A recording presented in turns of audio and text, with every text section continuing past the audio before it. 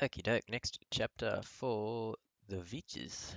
We have chapter 20, The Triumph.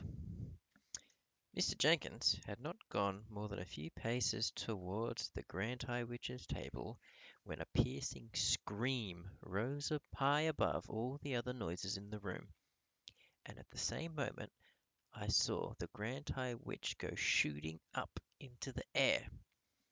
Now she was standing on her chair, still screaming. Now she was on the tabletop, waving her arms.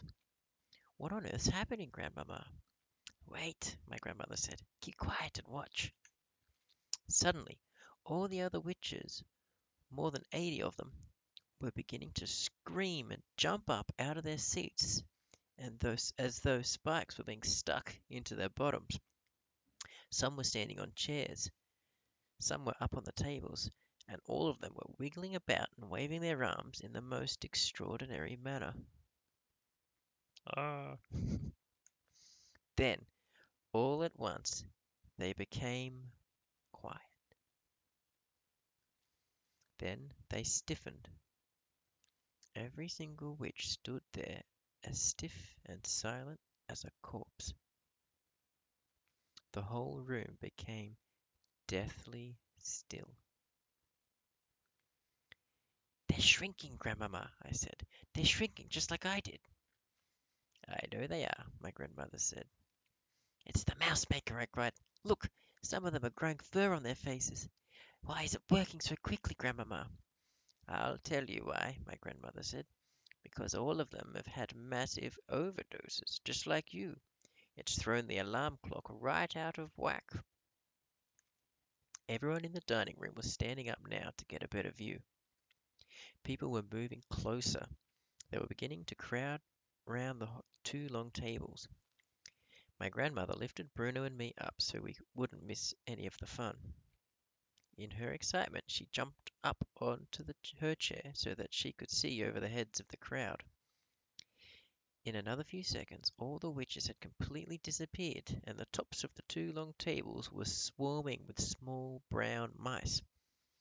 All over the dining room, people were screaming, looking panicky, and shouting, This can't be happening! Let's get out of here quick!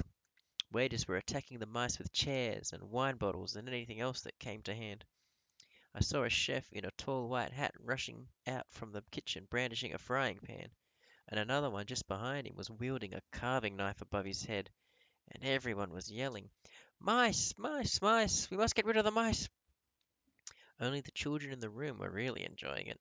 They all seemed to know instinctively that something good was going on right there in front of them, and they were clapping and cheering and laughing wildly. It's time to go, my grandmother said.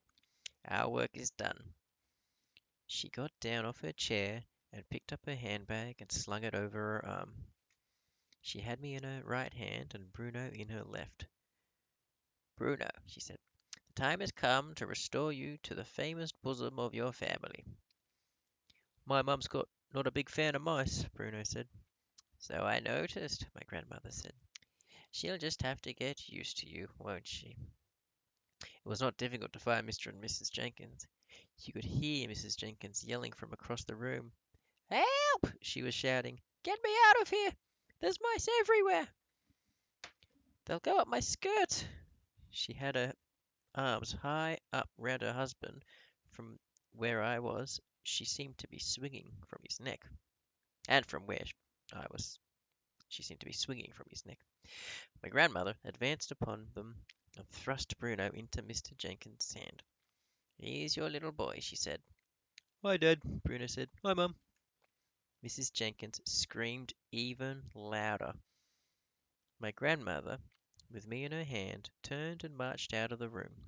She went straight across the hotel lobby and out through the front entrance into the open air. Outside, it was a lovely warm evening, and I could hear the waves breaking on the beach just across the road from the hotel. Is there a taxi here? My grandmother said to the tall porter in his green uniform. Certainly, madam, he said, and he put two fingers to his mouth and blew a long, shrill whistle. I watched him with envy. For weeks I'd been trying to whistle like that, but I hadn't succeeded once. Now I never would. The taxi came. The driver was an oldish man with a thick, black, droopy mustache. The mustache hung over his mouth like the roots of some plant. "Where to, madam?" he asked. Suddenly he caught sight of me, a little mouse, nestling in my grandmother's hand. "Blimey!" he said. "What's that?" "It's my grandson," my grandmother said. "Drive us to the station, please."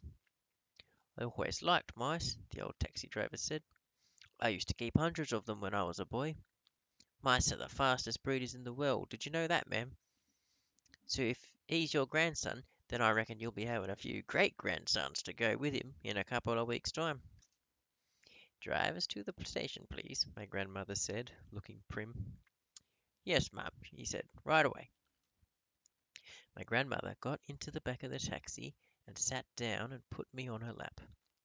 "Are we going home?" I asked her. "Yes," she answered. "Back to Norway." "Hooray!" I cried. "Oh, hooray, hooray, hooray!" "I thought you'd like that," she said.